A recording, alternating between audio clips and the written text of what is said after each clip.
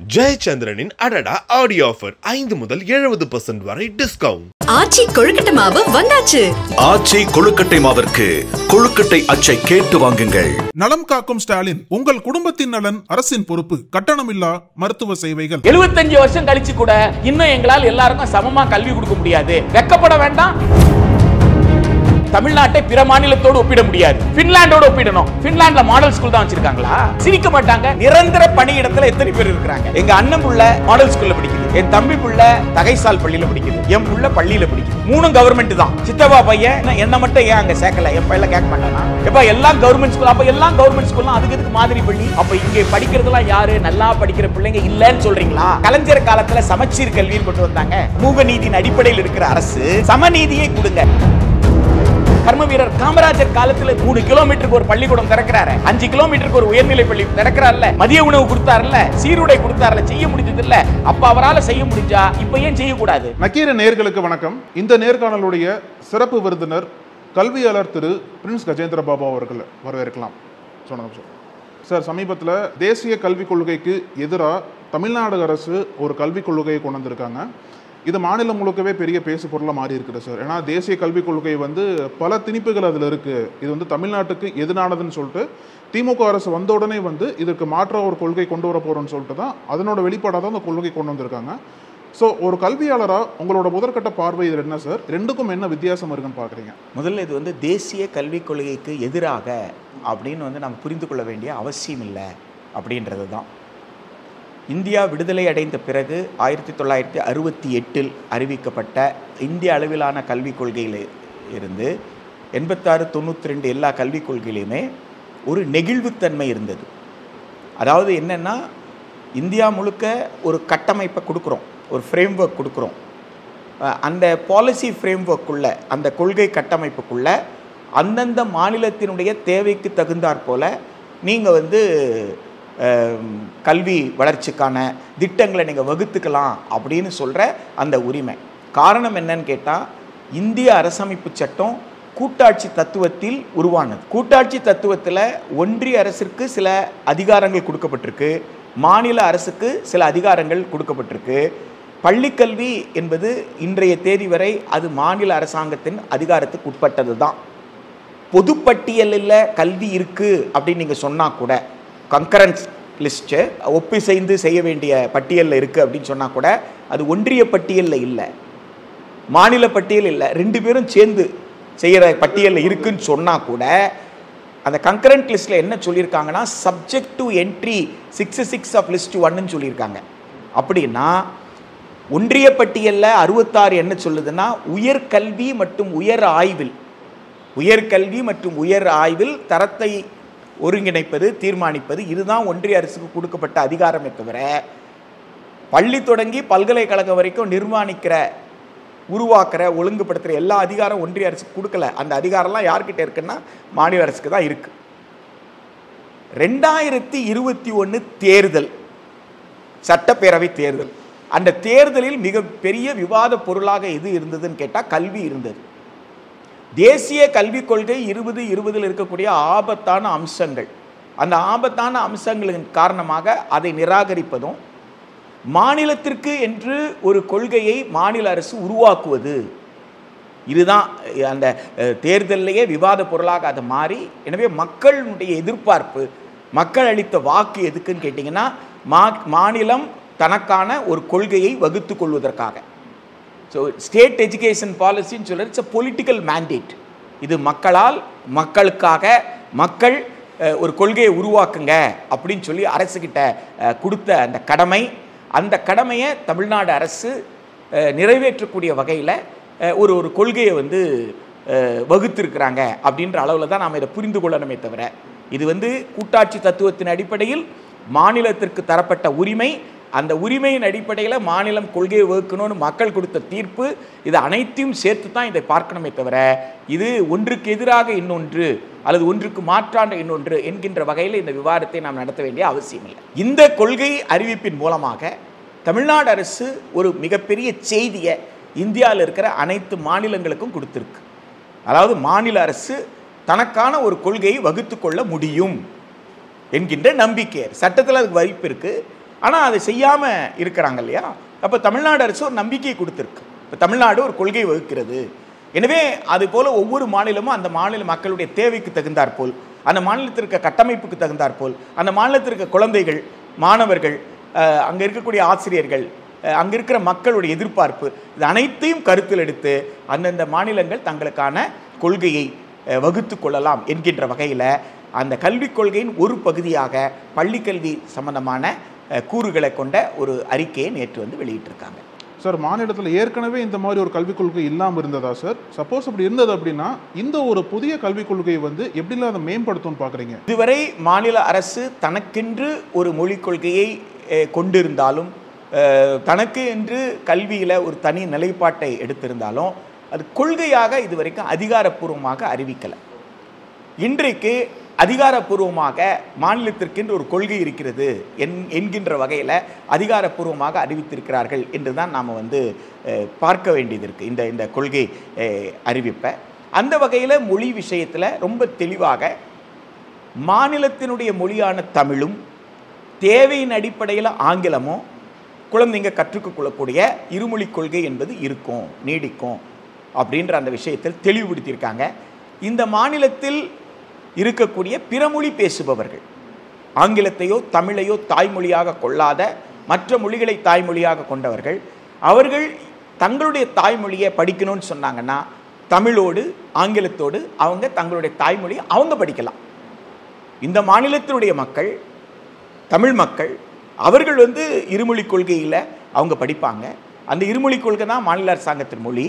என்னுடைய மொழி வந்து என்னுடைய தாய்மொழி வேறு, நான் வேறு இடத்துலேருந்து வந்திருக்கிறேன், நான் இங்கே தங்கி இருக்கிறேன், எனவே நான் என் மொழியும் படிக்கணும்னா தாராளமாக உங்கள் மொழியும் படிக்கலாம் என்கின்ற வகையில் அரசமைப்பு சட்டம் சிறுபான்மையின் மொழியிருக்கும் உரிமை கொடுக்கணும், அவங்க மொழியிலையும் பாடம் நடத்துகிறோம்னு சொல்லிருக்கின்ற அந்த அடிப்படையில் ஏற்கனவே தமிழ்நாட்டில் வந்து தமிழ் மொழி கற்றல் சட்டம் 2006 இருக்குது. அந்த தமிழ் மொழி கற்றல் சட்டத்தின் அடிப்படையிலே கூட இந்த கூறுகள் இருக்குது. தமிழ், ஆங்கிலம் அதோடு சேர்த்து தமிழும் ஆங்கிலத்தையும் தாய்மொழியாக கொள்ளாதவர்கள் அவங்க வந்து தங்கள் தாய்மொழியை படிப்பதற்கான வாய்ப்பு அந்த சட்டத்தில் கூட உருவாக்கப்பட்டிருக்கு. அதை இந்த கொள்கை வந்து உறுதி செய்திருக்குன்னு பார்க்கணும். ரெண்டாவது, தேசிய கல்விக் கொள்கை 2020 அதை நிராகரிப்போம் என்ற குரல் எதற்காக வந்தது அப்படின்னு சொல்லி கேட்டால், அந்த கொள்கையில் கல்வியை பற்றிய புரிதல் இல்லாமல் இந்தியா என்பது ஒரு பன்முகத்தன்மை கொண்ட நாடு என்கின்றதிலிருந்து விலகி இந்தியாவை சமஸ்கிருதமயமாக்கப்பட்ட ஒரு ஒற்றை பண்பாட்டு தேசமாக கட்டமைக்கிற ஒரு சூழ்ச்சி அந்த ஆவணத்தில் இருந்தது. அப்போது சமஸ்கிருதத்தை வெறும் மொழியாக அவர்கள் பார்க்கல, சமஸ்கிருதத்தை இந்தியாவின் பண்பாட்டாக பார்க்குறாங்க. அப்போ இந்தியாவின் மொழி எதுன்னா சமஸ்கிருதம், இந்தியாவின் பண்பாடு என்றால் சமஸ்கிருதம் என்கின்ற வகையில் ஒரு பண்பாடு, ஒரு கல்ச்சுரல் நேஷன், ஒரு பண்பாட்டு தேசியம். அப்போது ஒரு பண்பாட்டு இந்தியா என்ற பன்முகத்தன்மை கொண்ட ஒரு நாட்டை ஒரு ஒற்றை பண்பாட்டு நாடாக மாற்றக்கூடிய ஒரு ஆபத்து அதில் இருக்குது. இன்னொரு பக்கத்தில் பள்ளி கல்வி தொடங்கி பல்கலைக்கழகம் வரைக்கும் அரசு முழு நிதியில் செயல்படாது. அரசு கல்லூரியாக இருக்கும், அரசு பள்ளியாக இருக்கும், அரசு பல்கலைக்கழகமாக இருக்கும், ஆனால் முழு நிதி யார்கிட்ட இருந்து வராது? அரசுகிட்ட இருந்து வராது. அப்போது ஓரளவுக்கு தான் நிதி கொடுப்பாங்க அப்படின்னா மிற்ற நிதி, இப்போது மாதம் ஆசிரியர்களுக்கு சம்பளம் கொடுக்கணும், ஊழியர்களுக்கு உண்டான ஊதியத்தை கொடுக்கணும் அப்படின்னு சொன்னால் அதுக்கெல்லாம் என்ன அப்படின்னு சொல்லி கேட்கும் பொழுது அதற்கு பதில் இல்லை. அப்போ அதுக்கு அவங்க என்ன சொல்கிறாங்க, நீங்கள் தொண்டாக வாங்கி கொள்ளலாம், நீங்கள் நிறுவனங்கள் கிட்டேருந்து சமூக பொறுப்புணர்வு என்கின்ற அடிப்படையில் சிஎஸ்ஆர்னு சொல்லி நீங்கள் ஃபண்டு வாங்கிக்கலாம். நீங்கள் அதே போல் வந்து பழைய மாணவர்கள்கிட்ட வாங்கிக்கலாம்.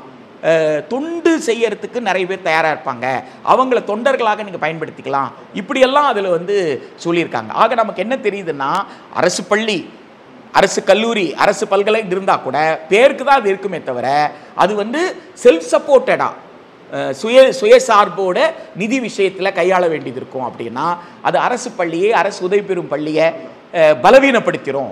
இதுதான் வந்து பண்பாட்டு ரீதியிலும் சரி வணிக ரீதியிலும் சரி அது எடுத்திருக்கிற நிலைப்பாடு இருக்கு இல்லைங்களா, அதுதான் நமக்கு ஆபத்து. கல்வியை வணிகமாக பார்க்கிறது என்கின்ற அந்த ஆபத்து தனியார்கிட்ட கொடுக்க போகுதுன்ற, அதனால தான் அதை நிராகரிச்சு. அப்போது நாம் என்ன எதிர்பார்ப்போம், அதற்கு மாற்றாக எது இருக்கணும்? மாற்றுன்னா அதுதான். இது வந்து வணிகமயத்தை ஊக்குவிக்காத, அரசு பள்ளிகளை வலுப்படுத்துகிற, இங்கே இருக்கிற மக்களுக்கு கட்டணம்லாம் கல்வியை கொடுக்குற அத்தகைய கொள்கையாக இருக்கணும்னு தான் நாம் வந்து மாநில அரசுக்கிட்ட நாம் எதிர்பார்ப்போம். அந்த வகையில் தான் மக்கள் வந்து மாநில அரசு ஒரு கொள்கை வகுக்கணும் அப்படின்னு சொல்லி. சார், இப்போ ஏற்கனவே அந்த இருமொழி கொள்கை என்பது தமிழ்நாடோட ஸ்டாண்டாக வந்து பல ஆண்டுகள் இருந்துகிட்டே வந்துட்டு இருக்கு சார். இப்போ அதுவே வந்து பெருசாக ஒரு முழக்கம் மாதிரி பேசும்போது இப்போ இங்கே இருக்கக்கூடிய சிக்கல் பற்றி பேசியாகணும்ல சார். இப்போ வந்து இந்த திட்டம் எதற்காக வகுக்கப்பட்டாங்க, இந்த திட்டத்திற்கு பின்னாடி இருக்கக்கூடிய நோக்கம் என்ன, யாரால் வகுக்கப்பட்டது, இதில் இருக்கக்கூடிய நடைமுறை சிக்கல் என்னன்னு பேசும்போது சார், இப்போ குறிப்பாக சொல்லணும் அப்படின்னா இப்போ பல விஷயங்களை சொல்கிறாங்க. இப்போ தேசிய கல்விக் கொள்கை கொண்டு வந்தால் தமிழுக்கு ஆபத்து அப்படின்ற ஒரு விஷயம் இருக்குது. அது மட்டும் இல்லாமல் மாணவர்களுக்கு உளவியல் ரீதியாக பல பிரச்சனைகள் இருக்குன்னு சொல்கிறாங்க. இந்த மாதிரி பல பிரச்சனைகள் பற்றி பேசும்போது உங்களோட பார்வையில் இந்த ஒரு பிரச்சனை காரணமாக தான் இந்த ஒரு திட்டம் என்பது கொண்டு வந்திருக்காங்கன்னு சொன்னால் என்ன பிரச்சனையை சொல்வீங்க சார்? தேசிய கல்விக் கொள்கை 2020 என்பது ஒரு மொழிக்கு ஆபத்து இல்லை, இந்தியா என்ற தத்துவத்திற்கு ஆபத்து. இந்தியா என்பது நிலம் அல்ல, இந்தியா என்பது மலைகளும் ஆறும் கல்லும் மண்ணும் கிடையாது. இந்தியா என்பது ஒரு தத்துவம். இந்தியா என்ற தத்துவம் எதை முன்வைக்குதுன்னு கேட்டால், மனிதர்களுக்கு வெவ்வேறான பழக்க வழக்கங்கள் இருக்குது, வெவ்வேறு நம்பிக்கைகள் இருக்குது, வெவ்வேறு மொழி பேசுகிறாங்க. அப்போ வெவ்வேறு தேசிய இனங்கள் இந்த மண்ணில் வாழ்ந்துக்கிட்டு இருக்கு. அப்போது இந்த தேசிய இனங்கள் எல்லாமே பல்வேறு மொழி பேசக்கூடிய மொழிவாரி தேசிய இனங்கள் உட்பட பல்வேறு இறை நம்பிக்கை கொண்டவர்கள், இறையை நம்பாதவர்கள் என்று பலதரப்பட்ட மக்கள் உடை பழக்கத்தில், உணவு பழக்கத்தில் எல்லாத்திலும் வெவ்வேறு இருக்கிறாங்கன்னா, இவங்க எல்லோரும் இந்தியா என்ற அந்த ஒற்றை புள்ளியில் இணைந்திருக்கிறார்கள். அப்போது இது என்னது? இது வேற்றுமையில் ஒற்றுமை. இப்போ நாம் 2 பேரும் நண்பராக இருக்கணும் அப்படின்னு சொன்னால், நான் சாப்பிட்ற உணவை நீங்கள் அங்கீகரிக்கணும், நீங்கள் சாப்பிட்ற உணவை நான் அங்கீகரிக்கணும். உங்கள் உணவு பழக்கத்தை நீங்கள் பின்பற்றிக்கலாம், என் உணவத்தை நான் பின்பற்றிக்கலாம், 2 பேர் உணவும் சமந்தான் அப்படின்னு நீங்களும் ஏற்றுக்கணும், நானும் ஏற்றுக்கிட்டா தான் நம்ம 2 பேர் நண்பர்களாக இருக்க முடியும். நம்ம 2 பேர் பக்கத்தில் உட்காந்து அவங்கவுங்க உணவை சாப்பிட்டுக்கலாம், இல்லை 2 பேரும் பகிர்ந்து கூட சாப்பிட்டுக்கலாம். ஆனால் என்ன நீங்கள் அங்கீகரிக்கணும், நான் உங்களை அங்கீகரிக்கணும். என் உணவை நீங்கள் அங்கீகரிக்கிறது அதுபோல் நீங்கள் ஒரு கடவுளை வழிபடலாம், நான் கடவுளை வழிபடாமல் இருக்கலாம், அல்லது கடவுளை வழிபடலாம். இப்போ என் உரிமையில் நீங்கள் தலையிடக்கூடாது, உங்கள் உரிமையில் நான் தலையிட. இதுதான் வேற்றுமையில் ஒற்றுமை. அப்போ வேற்றுமை இருக்கிறதுன்னு அங்கீகரித்து, வேறு வேறு ஆனவர்கள் தான் நாம அப்படின்னு அங்கீகரித்து, வேறு வேறு ஆனவர்களாக இருந்தாலும் நாம் எல்லாம் ஒன்று. இந்திய அரசமைப்பு சட்டம் நம்மை ஒருங்கிணைக்கிறது, கொடி, தேசிய கொடி நம்மை ஒருங்கிணைக்கிறது என்கின்ற வகையில் நாம் ஒரு ஒருமைப்பாட்டை இங்கே கட்டி வளர்த்திருக்கோம். ஆனால் தேசிய கல்விக் கொள்கை அவ்வாறு அல்ல. தேசிய கல்விக் கொள்கை 2020 மற்ற 3 கொள்கையிலிருந்து நிச்சயமாக மாறுபட்டது.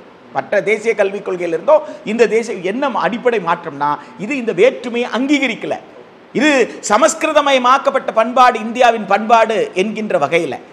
அப்போது சமஸ்கிருதம் தான் எல்லாம். இப்போ 2-3 நாளாக நீங்கள் பார்க்கலாமே, வட இந்தியாவில் நிறைய பேர் பேச ஆரம்பிச்சிட்டாங்களே, சமஸ்கிருதம் என்பது வீட்டு மொழியாக ஆக வேண்டும், எல்லோருக்கும் பேசும் மொழி ஆக வேண்டும்.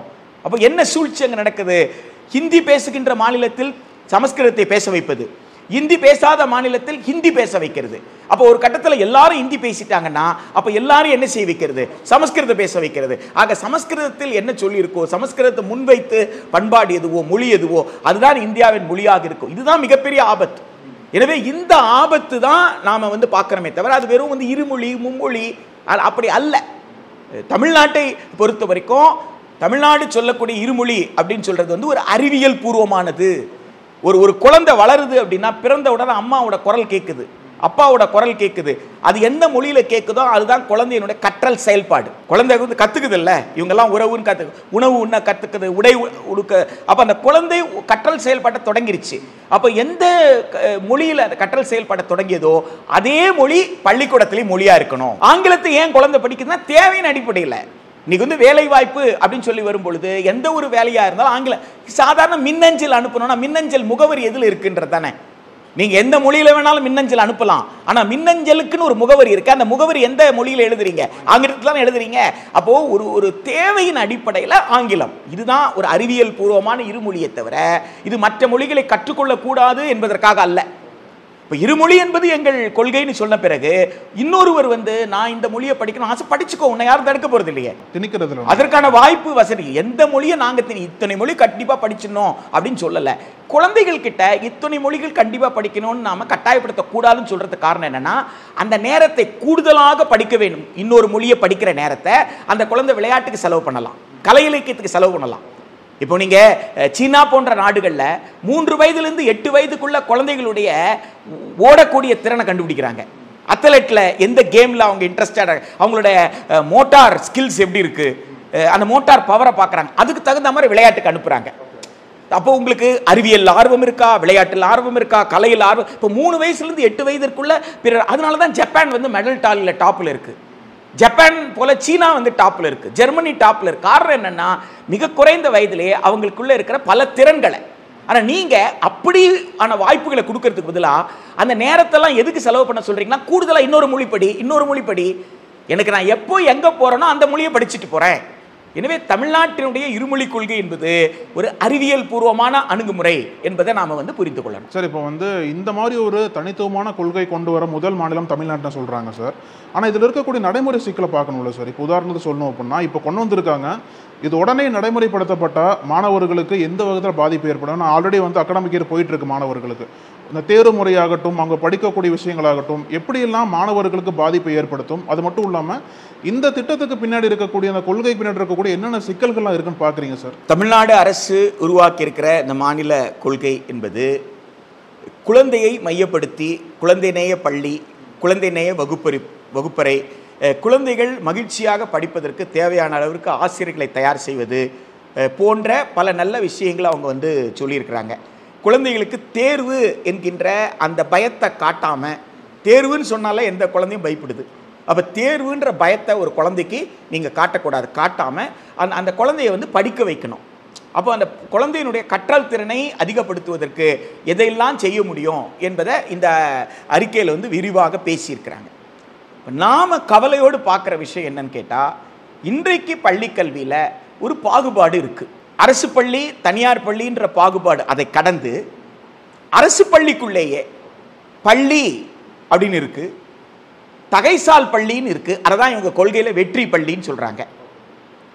இன்னொன்று மாதிரி பள்ளின்னு சொல்கிறாங்க. எனக்கு ஒரு பிள்ளை, எங்கள் அண்ணனுக்கு ஒரு பிள்ளை, என் தம்பிக்கு ஒரு பிள்ளை அப்படின்னு வச்சுக்கோங்க. எங்கள் அண்ணன் பிள்ளை மாடல் ஸ்கூலில் படிக்குது, என் தம்பி பிள்ளை தகைசால் பள்ளியில் படிக்குது, என் பிள்ளை பள்ளியில் படிக்குது. 3 கவர்மெண்ட் தான். மாடல் ஸ்கூலும் அரசு மாதிரி பள்ளி தான், தகைசால் பள்ளியும் அரசு தகைசால் பள்ளி தான். இப்போ என் பிள்ளை படிக்கிறதும் பள்ளி தான், அரசு பள்ளி தான். இப்போ என் பள்ளி கேட்காதா?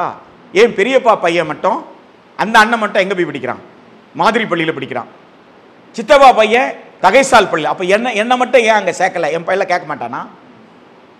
எப்போ எல்லாம் கவர்மெண்ட் ஸ்கூல், அப்போ எல்லாம் கவர்மெண்ட் ஸ்கூல்லாம் அதுக்கு எதுக்கு மாதிரி பள்ளி? அதுக்கு எதுக்கு தகை கேட்பானா? கேட்க மாட்டானா? அப்போது ஒரு குழந்தைக்கு உயர்வு மனப்பான்மை வரும், சுப்பீரியாரிட்டி காம்ப்ளெக்ஸ் வரும். இன்னொரு குழந்தைக்கு தாழ்வு மனப்பான்மை, இன்ஃபீரியாரிட்டி காம்ப்ளெக்ஸ் வரும். அந்த மாதிரியான ஒரு உயர்வு தாழ்வு மனத்தாழ்மை குழந்தை பருவத்து மாணவர்களுக்கு வரக்கூடாது. அது வந்து உளவியல் சிக்கலை ஏற்படுத்தும் சொல்லிதானே கலைஞர் காலத்தில் சமச்சீர் கல்வின்னு கொண்டு வந்தாங்க. சமச்சீர் கல்வி என்பது வெறும் பாடத்திட்டத்தை ஒருங்கிணைப்பது, தேர்வுகளை அல்ல. அது ஒரு முதல் படியாக பார்க்கப்பட்டது. சமச்சீர் கல்வியின் இலக்கு என்னன்னு கேட்டா, இத்தகைய பாகுபாடுகள் இல்லாத ஒரு கல்வி முறை வேண்டும், எல்லோருக்கும் சமமான கற்றல் வாய்ப்பை கொடுக்கிற ஒரு பள்ளி முறை வேணும். இப்போ நீங்க சொல்றீங்க மாதிரி பள்ளியில் படிக்கக்கூடிய குழந்தைகள், அந்த அறிக்கையில் எழுதி வச்சிருக்கிறது, கொள்கையில் அறிக்கையில் எழுதி வச்சிருக்கிறது, மாதிரி பள்ளியில் படிக்கக்கூடிய குழந்தைகள் எத்தகைய போட்டித் தேர்வுகளையும் சந்திக்க முடியும். தகைசால் பள்ளியில் படிக்கிற குழந்தைகள் அனைத்து வாய்ப்புகளும் வசதிகளும் பெற்றிருப்பார்கள். இதெல்லாம் சோதனை முயற்சிகளாக இருக்கும். இந்த சோதனை முயற்சிகளை வெற்றிகளை பார்த்து மற்ற பள்ளிகளுக்கும் நாங்கள் விரிவுபடுத்துவோம் அப்படின்ற மாதிரி அதில் நீங்கள் எழுதி வச்சிருக்கீங்க. அப்போது நீங்கள் எதை ஒப்புக்கொள்கிறீங்க? இந்த பள்ளியில் படிக்கிற குழந்தை எதிர்காலத்தில் உயர்கல்வியில் எந்த போட்டித் தேர்வு நடந்தாலும் நுழைவுத் தேர்வுக்கும் அந்த நுழைவுத் தேர்வில் போட்டி போட்டு அந்த நுழையக்கூடிய வாய்ப்பை இந்த குழந்தை பெற்றிருக்கோன்னு சொன்னால் அதற்கு பொருள் என்ன? மற்ற பள்ளியில் படிக்கிற குழந்தைகளுக்கு வாய்ப்பு கிடைக்காது. அதுதானே அந்த பொருள் தானே கொடுக்குது. அதில் உண்மை கிடையாது. ஆனால் உண்மை இல்லைன்னும் போது ஒரு பள்ளியில் ஒரு குழந்தை படிக்குது, ஒரு அரசு பள்ளியில் ஒரு குழந்தை படிக்குதுன்னா அரசு பள்ளிக்கு ஆசிரியர்களை சரியாக அவங்களால் நியமிக்க முடிந்தால் எந்த குழந்தையாலும் எந்த சேலஞ்சை எடுத்துக்க முடியும். ஆனால் நீங்களே ஒரு கருத்தை உருவாக்குறீங்க. மாதிரி பள்ளின்னு ஒரு முத்திரை குத்தி, மாதிரி பள்ளியில் படித்தா நீ எந்த காம்படிட்டிவ் எக்ஸாமுக்கு போகலாம், எந்த அப்படின்னு ஒரு கருத்தை நீங்கள் உருவாக்கு. இது சிக்கல். இது இந்திய அரசமைப்பு சட்டத்தின் கூறு 14க்கு எதிரானது. ஓகே, ஈக்குவாலிட்டிக்கு எதிரானது. நம்ம ரைட் டு ஈக்குவாலிட்டி அர்த்தம் சமமான மக்களை சமமா நீங்க ட்ரீட் பண்ணணும்ல. குழந்தைங்க சமம் தானே. ஒரு குழந்தை 10 வயசுல இருக்குன்னா அந்த 10 வயசு குழந்தை எல்லா 10 வயசு குழந்தையும் ஒண்ணா தான் நீங்க ட்ரீட் பண்ணணும். ஒரு குழந்தை 14 வயசுல இருக்குன்னா எல்லா 14 வயசு குழந்தையும், ஒரு குழந்தை 16 வயசுல இருந்தா எல்லா 18 வயதுக்குட்பட்ட அத்துணை பேரையும் நீங்க சமமா ட்ரீட் பண்ணணும். ஆனா அதுலயே சில 100 பள்ளிகள் என்னவா இருக்கும், மாதிரி பள்ளியா இருக்கும். சில 100 பள்ளிகள் எப்படி இருக்கும், தகைசால் பள்ளி. அப்ப பெரும்பகுதி படிக்கிற குழந்தைகள் பள்ளியில் இருக்கும்னு சொன்னா அது இந்திய அரசியல் சட்டத்தின் கூறு 14 கூறு 21க்கு நேர் எதிரானது. இந்த திட்டத்திற்கு என்ன சார் பின்னணி? அதாவது என்ன டேட்டா வச்சு பசங்களை வந்து ஃபில்டர் பண்ணி அந்த ஸ்கூலுக்கு அனுப்புறாங்க? என்ன டேட்டா கவர்மெண்ட் இருக்கு? என்ன பின்னணியோட அந்த திட்டத்தை கொண்டு வராங்க? அதாவதுங்க நிர்வாக திறமையின்மைன்னு தான் நான் சொல்லுவேன், வேற ஒண்ணுமே கிடையாது. ஒரு நிர்வாக அதிகாரி அவர் அலுவலராக உட்கார்ந்துருக்காரு, அரசாங்கம் வந்து இந்த வேலை செய்யணுது.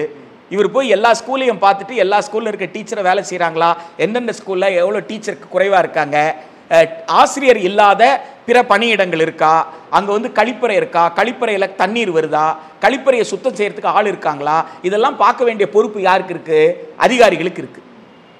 இப்போ இவங்க என்ன நினைக்கிறாங்க, எல்லா பிள்ளைகளும் படிக்கிறது இல்லைப்பா, இப்போ பள்ளிக்கூடத்துக்கு வர எல்லா பிள்ளையும் படிச்சிடுறாங்களா, இல்ல. அப்போ நல்ல பிள்ளைய மட்டும் தேர்ந்தெடுத்து எங்க அனுப்பு, மாதிரி பிள்ளைகள். ஏன்னா நல்ல பிள்ளைங்க இங்க இருந்தா கெட்டு போகுது. இது தவறானது இல்லை. ஒரு பிள்ளை கணிதம் நல்லா போடுதுன்னு வச்சுக்கோங்களேன், அந்த பிள்ளைய சுத்தி மற்ற பிள்ளைங்க உட்காந்துருக்கும். ஏன்னா இந்த பிள்ளைகிட்ட இருந்து மற்ற பிள்ளைங்க கணிதம் கத்துக்கும். இன்னொரு பிள்ளை வந்து நல்லா ஓட்டப்பந்தயத்தில் நல்லா ஓடும், மற்ற பிள்ளைங்க என்ன செய்ய, நீ மாத்திரம் எப்படி ஓடுற, நீ என்ன பயிற்சி எடுத்துக்கிறக்க. அப்போ இந்த பிள்ளை மற்ற பிள்ளைகள்லாம் என்னவா இருக்கும், இன்ஸ்பிரேஷனா இருக்கும். இது நல்லா படிக்கிற பிள்ளைன்னு தெரிஞ்சு இந்த நல்லா படிக்கிற குழந்தைய இந்த பள்ளியிலிருந்து எடுத்து நீங்க மாதிரி பள்ளிக்கு அனுப்பிச்சிட்டீங்கன்னா அப்ப இங்க படிக்கிறதெல்லாம் யாரு, நல்லா படிக்கிற பிள்ளைங்க இல்லைன்னு சொல்றீங்களா? அப்ப இங்க வேலை செய்யற ஆசிரியர்களா நல்லா வேலை செய்யற ஆசிரியர்கள் கிடையாதா? இது வந்து நிர்வாக ரீதியாக கொஞ்சம் பேருக்காவது நாங்க வாய்ப்பு கொடுக்குறோம்ல. அப்ப அந்த கொஞ்சம் பேருக்கு கொடுக்குற வாய்ப்பை நீ ஏன் தட்டி படிக்கிறேன்னு 75 ஆண்டு சுதந்திரத்துக்கு பிறகு கேட்டா அது நியாயமாங்க? அரசமைப்பு சட்டத்தின்படி இது வந்து நியாயமா? அப்படித்தானே பார்க்கணும். நாம வந்து சட்டத்தின் ஆட்சின்னு சொல்றோம். அப்போ அதிகாரிகள் தங்களுடைய இயலாமையின் காரணமாக எங்களுக்கு எல்லாருக்கும் டீச்சர் கொடுக்க முடியல, எல்லா ஸ்டூடெண்ட்டையும் கண்காணிக்க முடியல, எல்லா ஸ்கூலுக்கும் எல்லா குழந்தைகளையும் படிக்கணுன்ற ஆர்வத்தை எங்களால் உண்டு பண்ண முடியல. எனவே யாருக்கெல்லாம் படிக்கணும்னு ஆர்வம் இருக்கோ அந்த பிள்ளைகளை மட்டும் நான் கூட்டு போயிட்டு நான் மாதிரி பள்ளியில் வச்சு படிக்க வைக்கிறேன். இதுதான் அணுகுமுறை. அவங்க என்ன சொல்றாங்க, எல்லா பிள்ளைகளும் படிக்க வைக்க முடியல, அவங்கள படிக்கணுன்ற ஆர்வத்தை என்னால் உருவாக்க முடியல. அப்ப எந்த பிள்ளைகள்லாம் படிக்கணும்னு ஆர்வம் இருக்கோ அவனை மட்டும் நான் தனியாக கூட்டு போறேன், அதையே நீ தடுக்கிற சார். அப்ப அதை தெரிந்தே வந்து பாகுபாடு காட்டுற மாதிரி இருக்கா சார் அதை பார்க்கும்போது? அதான் அவங்க மனிதாபிமானத்தின் அடிப்படையில் இருக்கிறாங்க. மனிதாபிமானம்ன்றது வள்ளலாருடைய தொடக்க நிலை. வாடிய பயிரை கண்ட போதெல்லாம் வாடினேன் என்பது வள்ளலாருடைய தொடக்க நிலை. வள்ளலார் உச்சத்துக்கு போயிட்டார்ல, சங்கடம் தரும் ஜாதியும் சமயத்தையும் விட்டறியன்னு சொல்றாருல. சங்கடத்தை தவிர ஜாதியும் சமயம் என்ன கொடுக்கல, வேற எதையும் கொடுக்கல. இதுதான் என்னால புரிஞ்சுக்க முடியும்னு சொல்லிட்டார்ல. கண்மூடி பழக்கம் மண்மூடி போகன்ட்டார்ல. ஆதியில் எனக்கு அருட்பெருஞ்சோதி உணர்த்தியதுன்னு சொல்றாருல. எதை, ஜாதியும் சமயம் கிடையாதுரா சொன்ன. இதெல்லாம் யாரு, வள்ளலார் உச்சம். அப்ப வள்ளலாருடைய மனிதாபிமானம் என்பது வாடிய பயிரை கண்டபோதெல்லாம் வாடினேன்றது வள்ளலாருடைய தொடக்க புள்ளி. அந்த தொடக்க புள்ளியிலிருந்து வள்ளலார் வந்து ஒரு பொது உடைமை சமூகத்தை நோக்கி உச்சத்துக்கு போயிட்டாரு. 75 வருஷத்துக்கு முன்னாடி மாதிரி பள்ளி சொல்லலாம். நீங்க 75 வருஷத்துக்கு முன்னாடி நீங்க இதை சொல்லலாம், எப்பா எல்லாரையும் ஒரே நேரத்தில் படிக்க வைக்க முடியலப்பா, அதனால யாரெல்லாம் நல்லா படிக்கிறாங்களோ அவங்களுக்கு மட்டும் தனியாக ஒரு ஸ்கூல் நடத்துறப்பா அப்படின்னு நீங்க சொல்லலாம். சுதந்திரம் கிடைச்சி 75 வருஷம் ஆயிடுச்சு, இன்னும் கூட நீங்க இதே வாதத்தை எப்படி வைக்க முடியும்? எனவே இது ஒரு தவறான ஒரு புரிதல். இந்த புரிதல் நியாயமற்றது. இது நியாயமற்றது என்பதை வந்து அரசு அதிகாரிகள் வந்து புரிந்து கொள்ளணும். கர்ம வீரர் காமராஜர் காலத்தில் இது செய்ய முடிந்ததே. எப்படி செய்ய முடிந்தது? 3 கிலோமீட்டருக்கு ஒரு பள்ளிக்கூடம் திறக்கிறாரு, 5 கிலோமீட்டருக்கு ஒரு உயர்நிலை பள்ளி திறக்கிறார்ல. எப்படி அவரால் வந்து திறக்க முடியுது? மதிய உணவு கொடுத்தாருல்ல, சீருடை கொடுத்தாருல, செய்ய முடிஞ்சது இல்ல. அப்ப அவரால் செய்ய முடிஞ்சா இப்ப ஏன் செய்யக்கூடாது? உடனே நீங்க கேட்கலாம், காமராஜர் காலத்தில் கூட மாதிரி பள்ளி இருந்தது சார் அப்படின்னு சொல்லலாம். அந்த மாதிரி பள்ளி எதுக்கு? அந்த மாதிரி பள்ளி ஆசிரியர் பயிற்சி கல்லூரிக்கு பக்கத்தில் இருந்தது. ஆசிரியர் பயிற்சி கல்லூரி வளாகத்துக்குள்ள இருந்தது. அது யாருக்கு மாதிரி? டீச்சருக்கு மாதிரி. டீச்சருக்கு, கல்லூரிக்கு படிக்க வர ஆசிரியர் ஆவதற்காக படிக்க வர்றாங்களே, கல்வியல் மாணவர்களா வர்றாங்களே, அந்த டீச்சர் எஜுகேட்டர் ஆகிறதுக்கான ட்ரைனிங்க்கு வர்றாங்களே, அந்த பயிற்சி எடுத்துக்கிற அவர்களுக்கு எப்ப பள்ளிக்கூடம்னா இப்படிதான் இருக்கும், ஸ்டூடெண்ட்ஸ் இப்படி இருப்பாங்க, ஸ்டூடெண்ட்ஸுக்கு சம்பந்தப்பட்ட ஆய்வேடுகள் இப்படித்தான் தயார் பண்ணணும் அப்படின்னு அவங்களுக்கு ஒரு மாடல் காட்டணும்ல. ஒரு மாதிரி அதற்காக உருவானது. சைதாப்பேட்டையில் ஒரு மாடல் ஸ்கூல் இருக்கு, நீங்க காமராஜ் சாலைக்கு மெரினாக்கு போனீங்கன்னா காமராஜ் சாலையில சென்னையில நீங்க வந்து ஒரு மாதிரி பள்ளியை பார்க்கலாம். இதெல்லாம் வந்து எதுக்காகன்னு கேட்டா அங்க பக்கத்திலே பாத்தீங்கன்னா district institute for teacher training இருக்கும், லேடி வில்லிங்டன் காலேஜ் இருக்கும், சைதாப்பேட்டை போனீங்கன்னா சைதாப்பேட் டீச்சர்ஸ் காலேஜ் இருக்கும். ஒரு டீச்சர்ஸ் காலேஜ், ஆசிரியர் கல்லூரி, ஆசிரியர் பயிற்சி நிறுவனம், அந்த வளாகத்திற்குள் இருக்கிற மாதிரி பள்ளி என்பது வேறு, அதோட தேவை வேறு. நீங்க 80களில் 90களில் வந்து மாதிரி பள்ளிகளை பேசப்பட்டதே, அப்ப அதோட தேவை வேற. அப்ப வந்து உங்களுக்கு எங்கெல்லாம் இன்னும் பள்ளிக்கூடம் ஆரம்பிக்காம இருக்கிறாங்கன்னு பாரு, இன்னும் எந்த சமூகம்லாம் இன்னும் படிக்காமலே இருக்குன்னு பாரு. அப்ப அந்த சமூகம் படிக்காம இருக்கிற பின்தங்களுக்குள்ளான அந்த பகுதியில் போய் ஒரு ஸ்கூல் ஆரம்பி. இன்னைக்கு நீங்க போயிட்டு அதுல இருந்து தான் இது எவால்வ் ஆச்சுன்னு சொல்லக்கூடாது. அன்னைக்கு ஒரு தேவை இருந்தது, இன்னைக்கு எப்படியா தேவை இருக்கும்? மாதிரி பள்ளி எத்தனை காலத்துக்கு தேவை இருக்கும்? இங்கிலாந்துல மாதிரி பள்ளி வச்சிருக்காங்களா? அமெரிக்கால மாதிரி பள்ளி வச்சிருக்காங்களா? வெக்கப்பட வேண்டாம். 75 வருஷம் கழிச்சு கூட இன்னும் எங்களால் எல்லாருக்கும் சமமா கல்வி கொடுக்க முடியாது. அப்புறம் எப்படி நீங்க பின்லாண்டோட ஒப்பிடுவீங்க தமிழ்நாட்டை? நீங்க என்ன சொல்றீங்க? தமிழ்நாட்டை பிற மாநிலத்தோடு ஒப்பிட முடியாது. தமிழ்நாட்டை ஒப்பிட்டால் யாரோட ஒப்பிடணும்? பின்லாண்டோட ஒப்பிடணும். பின்லாந்துல மாடல் ஸ்கூல் தான் வச்சிருக்காங்களா? ஜெர்மனில மாடல் ஸ்கூல் வச்சிருக்காங்களா? சிரிக்க மாட்டாங்க. எங்க மாநிலத்தில் எல்லாருக்கும் சமமா கற்றல் வாய்ப்பு கொடுக்க முடியலங்க, நல்லா படிக்கிற பிள்ளைக்குன்னு ஒரு ஸ்கூல் வைக்கிறவங்க, அதை போய் நீங்க எதிர்க்கிறீங்களே அப்படின்னு பின்லாந்துல போய் சொன்னா பின்லாந்து மக்கள் என்ன நினைப்பாங்க? பின்லாந்துல இருக்கிறவங்க தமிழ்நாட்டை பற்றி எப்படி மதிப்பிடுவாங்க? எனவே என்னை பொறுத்த வரைக்கும் நீங்க முழுமையான ஒரு மதிப்பீட்டுக்கு வரணும். ஒரு முன்முடிவில் இருந்து ஒன்றை அறிவித்து விட்டோம் என்று அந்த அறிவிப்பை வந்து பாதுகாக்கிறதுக்காக பேசக்கூடாது. நீங்க வந்து திறந்த மனதோடு நீங்க விவாதத்திற்கு வரணும். ஜனநாயகம் என்பது தான், மக்களாட்சி என்பது தான். மக்கள் விரும்பலன்னா மாற்றிக்கொள்வது தான் மக்களாட்சி. கர்ம வீரர் காமராஜர் காலத்தில் 5 கிலோமீட்டருக்கு ஒரு ஸ்கூல் இருக்கணும், 2.5 கிலோமீட்டர்லேயே ஒரு ஸ்கூல் வேணும். ஏன்னா எங்க ஊர் பெண் பிள்ளைகள்லாம் அவ்வளவு தூரம் போய் படிக்க முடியலன்னு சொல்றாங்க. அப்ப கர்ம வீரர் காமராஜர் சொல்றார், விதியை தளர்த்துன்றாரு. விதி என்பது மக்களுக்காக.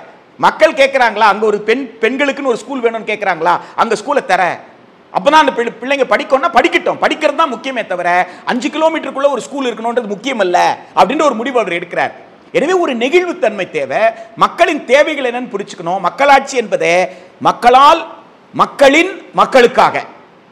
Of the people, by the people, for the people. நீங்க ஆஃபையும் பையும் விட்டுட்டு ஃபாரை மட்டும் எடுத்துக்க கூடாது. மக்களுக்கு எது நல்லதுன்னு நான் தீர்மானிக்கிறேன் அப்படின்னு அதிகாரிகள் சொல்லக்கூடாது. மக்கள் என்ன கேட்கிறாங்கன்னு பார்த்துக்கிட்டு மக்களுடைய தேவைக்கு தகுந்தாற் போல நாம் மக்களுடைய தேவைகளை பூர்த்தி செய்ய முடியும். ஏன் பூர்த்தி செய்யலன்னு யார்கிட்ட போய் டைலாக் வைக்கணும்? மக்களிடம் போய் கேட்கணும். நீங்க கேட்குறீங்க, இதை நாங்கள் செய்ய முடியலைங்கன்னு பேசணும். அப்படி பேசாமல் இருப்பதுன்றது நியாயம் இல்லை. எனவே இதை நாங்கள் வந்து ஒரு விமர்சனையோட இந்த கொள்கையை பார்க்குறோம். மாண்புமிகு முதலமைச்சர் அவர்கள் இதில் கவனம் செலுத்தி கலைஞருடைய சமச்சீர் கோட்பாட்டின் அடிப்படையில் அனைத்து பள்ளிகளையும் சீராக கொண்டு வாங்கன்ற வழிகாட்டுதலை கொடுப்பார் என்று நாங்கள் நம்புகின்றோம். ஆனால் இன்னொரு பக்கம் சார், என்னதான் முழுமையாக பார்த்தாலும் தமிழ்நாடு வந்து கிராஸ் என்ரோல்மெண்ட் ரேஷியோவில் வந்து இந்தியாவோட ஹையஸ்ட் ஆவரேஜில் இருக்குது. அப்போ வந்து கல்வி வந்து எல்லாத்துக்கும் கொடுக்கப்படுதுன்னு தான் சார் சொல்கிறாங்க. நாங்கள் மறுக்கவே இல்லை. அதுக்காக தானே சொல்கிறேன், இந்தியாவில் பிற மாநிலத்தோட கம்பேர் பண்ணாமல் நம்ம யாரோட கம்பேர் பண்ணணும்? இங்கிலாண்டோட கம்பேர் பண்ணணும் தானே பேசிக்கிறோம். அப்போ அதிகமாக தானே எதிர்பார்ப்பு இருக்கும். நீங்கள் இது வரைக்கும் வந்தது கரெக்டுங்க. இது வரைக்கும் நம்ம செஞ்சிட்டு இருக்கல. சமூக நீதி என்பது என்ன? சமநீதி தானே சமூக நீதியாக இருக்க முடியும். அப்போ சமநீதின்றது என்ன? எல்லோருக்கும் சமமான வாய்ப்பு தானே. ஒரு சிலருக்கு ஒரு வாய்ப்பு, ஒரு சிலருக்கு ஒரு வாய்ப்பு இல்லைன்ற அந்த சூழலை உருவாக்காதீங்க தானே சொல்றோம். சமூக நீதியின் அடிப்படையில் இருக்கிற அரசு சமநீதியை கொடுங்க. சமநீதி கொடுத்தாதான் சமூக நீதி சாத்தியம்னு சொல்றோம். அப்போ பள்ளிகள் என்ன செய்யணும்? எல்லா பள்ளிகளையும் ஆசிரியர்கள் அரசு பள்ளி ஆசிரியர்கள் நிரந்தர பணியிடத்தில் எத்தனை பேர் இருக்கிறாங்க? தற்காலிக ஆசிரியர்கள் எத்தனை பேர் இருக்காங்க? அப்ப நிரந்தர பணியிடத்தில் ஆசிரியர்களை கொடுக்காம எப்படி கண்டினியூஸ் அண்ட் காம்ப்ரிஹென்சிவ் எவாலுவேஷன் பண்ணுவீங்க? நாம என்ன சொல்றோம்? சம்மேட்டிவ் அசஸ்மெண்ட் மட்டும் கிடையாது. தேர்வின் மூலமாக மதிப்பிடுவது மட்டுமல்ல, ஒரு குழந்தையினுடைய வளர்ச்சியை நாங்க மதிப்பிடுவோம்னு சொல்றீங்க. அப்போ ஒரு குழந்தையினுடைய வளர்ச்சியை நீங்க மதிப்பிடணும்னா ஒவ்வொரு நாளும் அதோடைய வளர்ச்சியை யார் கண்காணிக்கணும்? அரசு வந்து ஆசிரியர்கள் வந்து கண்காணிக்கணும்ல. அப்போ போன வருஷம் எப்படி இருந்ததுன்னு அடுத்த வருஷம் வர்ற டீச்சருக்கு தெரியணும்ல. அப்ப நிரந்தரமான பணியிடத்தில் ஆசிரியரை கொடுக்கலன்னா இந்த தொடர்ச்சி கிடைக்குமான்னு நான் கேட்கிறேன். அடுத்து வரப்போறேன், இப்ப நான் டிரான்ஸ்ஃபர் பண்ணி கூட போலாங்க. இந்த வருஷம் இந்த பள்ளியில இருந்தேன், அடுத்த வருஷம் வேற பள்ளிக்கு போறேன்னா அப்ப அந்த பள்ளிக்கு நான் போகும் பொழுது அங்க மாணவர்கள் எப்படி இருக்கிறாங்கன்னு அந்த டீச்சர் எனக்கு சொல்லிடுவாங்க. இந்த பள்ளிக்கு ஒரு டீச்சர் வர்றாங்கன்னா இந்த டீச்சர் கிட்ட நான் சொல்லிட்டு போவேன். இந்த தொடர்ச்சி யார்கிட்ட இருக்கும்? நிரந்தர ஆசிரியர்கிட்ட தான் இருக்கும். அப்ப நீங்க இந்த கொள்கையில என்ன சொல்லணும்? நிரந்தர பணியிடத்தில் ஆசிரியர்கள் நியமிக்கப்படுவார்கள். பள்ளி கல்வியில் இத்தனை காலி பணியிடங்கள் இருக்கின்றன, இந்த பணியிடங்களுக்கெல்லாம் நிரந்தர ஆசிரியர்கள் நியமிக்கப்படுவார்கள். ஆசிரியர் அல்லாத ஊழியர்கள் நியமிக்கப்படுவார்கள். நீங்கள் ஆய்வுக்கூடம்னு எடுத்துக்கிட்டிங்கன்னா ஆய்வுக்கூடத்துக்கு வந்து லேப் டெமான்ஸ்ட்ரேட்டர்ன்றது ஆசிரியருக்கு, அவரும் ஆசிரியர் தகுதி பெற்றவர் தான், அவர் ஆய்வக ஆசிரியர்னு சொல்லுவோம். அது இல்லாமல் லெபார்டரி உதவியாளர், ஆய்வக உதவியாளர். இது இல்லாமல் நீங்கள் எப்படி குழந்தைகளை ஆய்வகத்துக்கு கூட்டு போக முடியும்? ஒரு டீச்சர் தியரிட்டிக்கல் கிளாஸ் எடுக்கிறார், வகுப்பறையில் பாடம் நடத்துகிறார். வகுப்பறையில் பாடம் நடத்துகிற அதே ஆசிரியர் ஆய்வுக்கூடத்திற்குள்ளே போய் அந்த பணிகளையும் செய்து அந்த மாணவர்களுக்கு அந்த ஆய்வக வேலைகளும் பயிற்சியில் ஈடுபடுத்தணும்னு சொல்லும் பொழுது அது வந்து சிக்கலை ஏற்படுத்தும். நாம கொள்கை என்று வருகின்ற போது நாம் இதெல்லாம் எதிர்பார்ப்போம். பணியிடங்களை புதியதாக பணியிடம் உருவாக்குறது, விளையாடுனா விளையாட்டு ஆசிரியர்கள், தொடக்கப்பள்ளியிலிருந்து விளையாட்டு ஆசிரியர்களை நியமிப்போம், தொடக்கப்பள்ளியிலே மாணவர்களுக்கு வந்து இருக்கிற விளையாட்டு ஆர்வத்தை திறன் நாங்கள் கண்டுபிடிப்போம், இதெல்லாம் நீங்கள் சொல்லணும். அப்போ இதெல்லாம் மேம்படுத்தணும்னு நான் கேட்குறேன். இந்த மாநில கல்விக் கொள்கை ஒரு சமூக நீதியின் அடிப்படையில் ஒரு சமத்துவத்தை தரக்கூடிய உயர் நோக்கம் கொண்ட ஒரு கொள்கை என்பதனால் இந்த கொள்கையில் இந்த கூறுகள் எல்லாம் இருக்க வேண்டும். இந்த கூறுகள் இருப்பதை மாண்புமிகு முதலமைச்சர் அவர்கள் உத்தரவாதப்படுத்தணும் அப்படின்றத நாம கேட்கிறோம். இப்போ வந்து மத்திய அரசுக்கும் மாநில அரசுக்கும் இருக்கக்கூடிய பெரிய மோதல் என்ன அப்படின்னா கல்வி நிதி தொடர்பானதான் சார். இப்போ வந்து தேசிய கல்விக் கொள்கை ஏற்றுக்க மாட்டோம்னு சொல்லிட்டு மத்திய அரசு சுமார் 2100 கோடியை வந்து அவங்க நிதி உதவி தரல நமக்கு. அது வந்து பெரிய ஒரு சவாலாக பார்க்கப்பட்ட சமயத்தில் இந்த ஒரு மாநில கொள்கை என்பது அதற்கு நேர் எதிராக இருக்கிற சமயத்தில் இனி மேற்கொண்டு நிதி வருமான்ற ஒரு சந்தேகம் இருக்கிற சமயத்தில் இந்த ஒரு பெரிய ஒரு பிரச்சனையை எப்படி தமிழக அரசு கையாளணும்னு பார்க்குறீங்க சார்? ஏன்னா குழந்தைகளுக்கு தடையில்லா கல்வி வரணும், நிதி வந்து தொடர்ந்து கிடைக்கணும் அப்படின்னா அதுதான் இதுவாக இருக்க முடியும். ஒரு அரசு வரி பணத்தில் இயங்குகிறது. வரி என்பது மக்கள் செலுத்துவது எதற்காகன்னு கேட்டால், நான் உழைக்கிறேன், நான் என்னுடைய வருமானத்திலிருந்து நான் செலவுகள் செய்கிறேன், அப்போ நான் ஈட்டுகின்ற வருமானத்திற்கும் வரி கட்டுறேன், நான் பயன்படுத்துகிற ஒவ்வொரு பொருளுக்கும் நான் பயன்படுத்துகிற ஒவ்வொரு சேவைக்கும் நான் வரி கட்டுறேன். அப்படின்னா இவ்வளோ வரியை நான் எதுக்காக கொடுக்குறேன்? என்னுடைய குழந்தைகளுக்கு, சமூகத்தில் இருக்கிற அத்துணை குழந்தைகளுக்கும் கல்வி கொடுக்குற பொறுப்பு அரசு ஏற்கணும்னு சொல்லிட்டு தான்.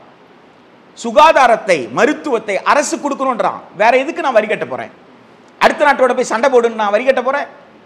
எனக்கான பாதுகாப்பு காவல்துறைன்னு சொல்கிற மாதிரி என் நாட்டுக்கான பாதுகாப்புத்துறை, அதுக்கு பேர் பாதுகாப்புத்துறை, டிஃபென்ஸ் மினிஸ்ட்ரி. சண்டை போடுற மினிஸ்ட்ரி இல்லை.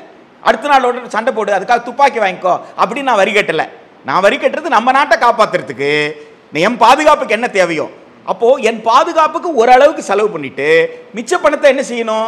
மக்களை அறிவில் சிறந்தவர்களாக வளர்த்தெடுப்பதற்கு செலவு செய்யணும். அப்போ இந்த பணம் யாருக்கு செலவாகணும்? மக்களுக்கு செலவாகணும். மக்களில் குறிப்பாக குழந்தைகளுக்கு, குழந்தைகளுடைய பள்ளி கல்லூரி கல்விக்கு செலவு செய்யணும். இப்போ இதில் ஜிஎஸ்டி வந்த பிறகு பெரும்பகுதி வருமானம் யாருக்கு போகுதுன்னு கேட்டால் ஒன்றிய அரசுக்கு போகுது. ஜிஎஸ்டியில் 50% தான். அப்போ மாநில அரசோட வருமானம் வந்து குறைந்து ஜிஎஸ்டியில் 50% யாருக்கு போகுது?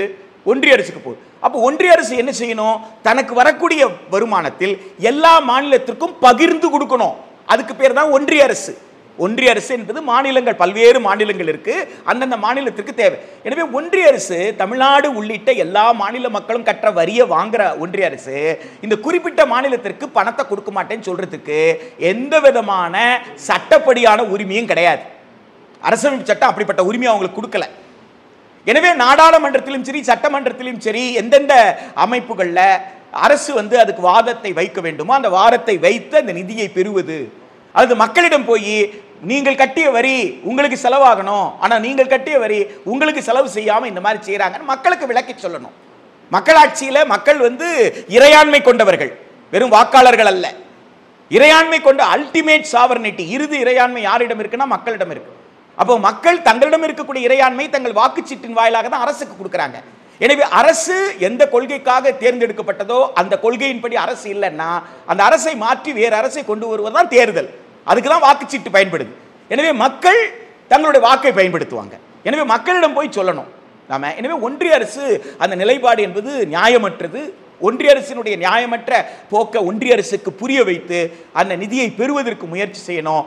அது வரைக்கும் நிதி இல்லைன்ற சிக்கல் ஏற்பட்டா, கோவிட் காலத்தில் எப்படி மக்கள் கிட்ட ஒரு பேரிடர் ஏற்பட்டா, ஒரு வெள்ளம் வந்தா எப்படி மக்கள் கிட்ட நிதி கேட்கிறோமோ அதுபோல் ஒரு நெருக்கடி இருக்கிறது. எனவே பள்ளி கல்விக்கு உங்களால் ஆன நிதியை கொடுங்க மக்களிடமே கேட்டு மக்களிடம் பெற்று அரசு செலவு செய்யணுமே தவிர பள்ளிகளை போய் தொண்டு நிறுவனத்துக்கிட்ட கையேந்து வைக்கக்கூடாது. தொண்டு நிறுவனங்கள், நீங்கெல்லாம் பள்ளியை தேர்ந்தெடுத்து நீங்களே போய் கொடுத்துக்கோங்க. எத்தனை காலத்துக்கு என் குழந்தை போயிட்டு தொண்டு உள்ளத்தோடு தொண்டு செய்த உங்கள் வாழ்க என்று நான் உங்களுக்காக நான் பிரார்த்திக்கிறேன். எத்தனை காலத்துக்கு நான் கை கட்டியே இருக்கிறது? இந்தியா குடியரசு ஆயிடுச்சு அப்படின்னா நான் யாருக்கும் கை கட்ட வேண்டியதில்லை, யாரையும் பார்த்து கும்பிட வேண்டியதில்லைன்னு சொல்லிட்டு தானே. ஒரு கண்ணியமிக்க குழந்தை பருவம் என்பது என்ன? நான் யாருக்கும் கட்டுப்பட்டு இருக்க வேண்டியதில்லை, நான் சுதந்திரமா சிந்திக்க முடியும்.